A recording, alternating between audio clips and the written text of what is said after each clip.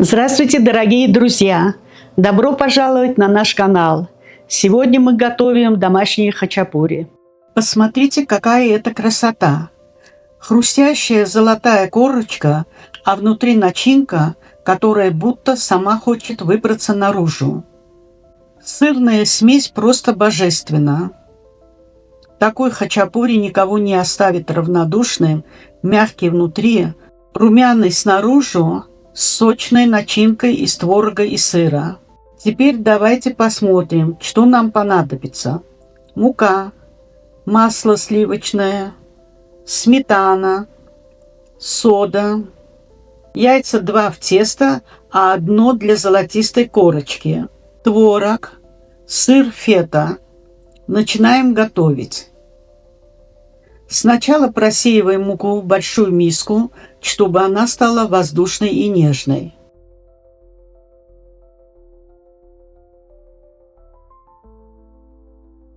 Теперь берем сливочное масло, оно у нас как кирпичик, плотное и холодное.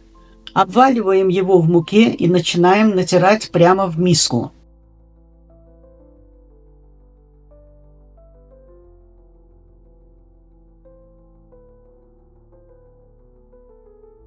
Масло постепенно перемешивается с мукой, создавая мягкую крошку.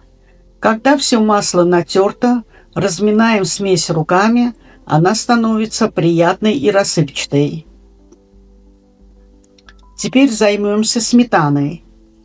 Добавляем в нее соду, чтобы началась реакция и тесто получилось мягким и пышным. Смотрите, как сметана шипит и поднимается. Именно это даст нашему хачапури ту нежность, которую мы любим.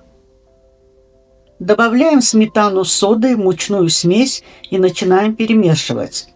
Сначала ложкой или лопаткой, а потом руками, как всегда, с любовью.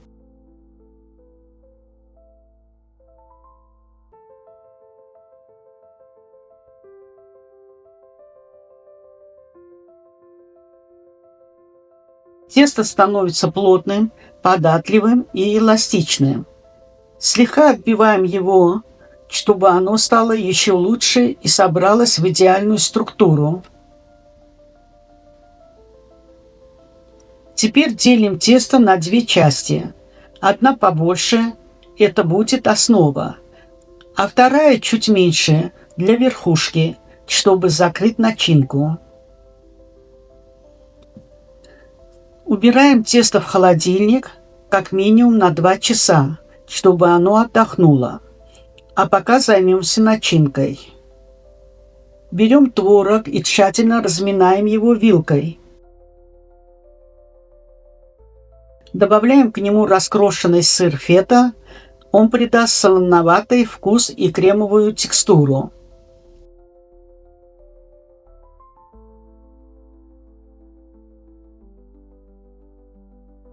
Теперь взбиваем 2 яйца и добавляем в начинку.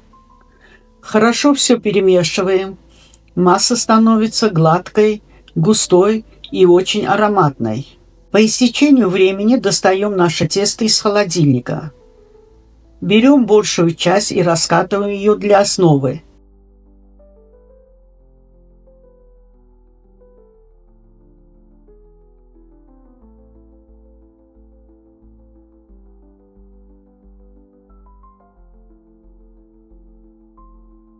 Перекладываем в форму или на противень, покрытый пергаментом.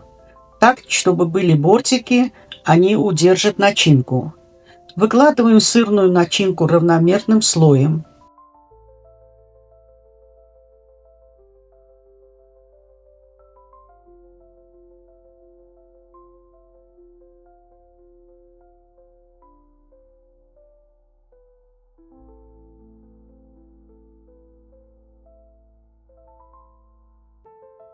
Теперь раскатываем вторую, меньшую часть теста и аккуратно накрываем сверху.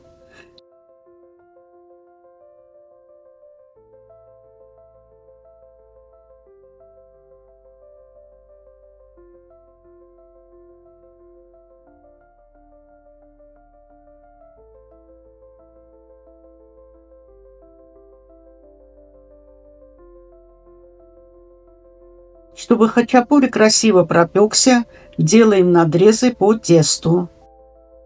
Когда пирог пропечется, по ним удобно будет разрезать.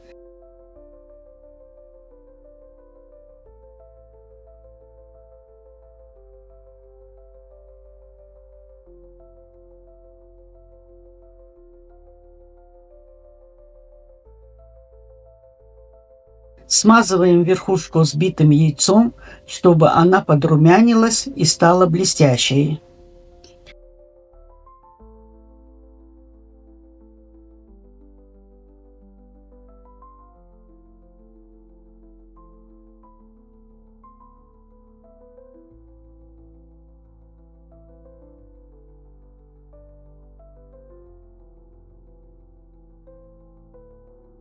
Теперь отправляем наш хачапури в духовку на 45 минут при температуре 365 градусов Фаренгейта или 185 градусов Цельсия.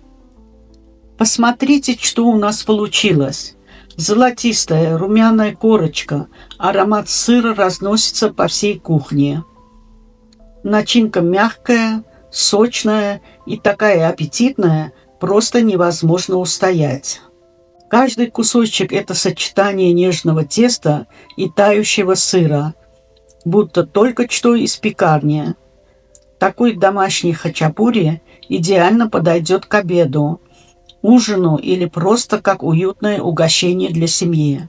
Попробуйте приготовить его по нашему рецепту, и я уверена, вы влюбитесь в этот вкус с первого кусочка.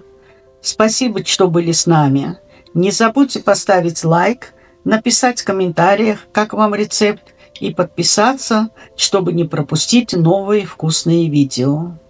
Готовьте, пишите в комментариях, как вам понравилось. Увидимся в следующем видео. Пока-пока.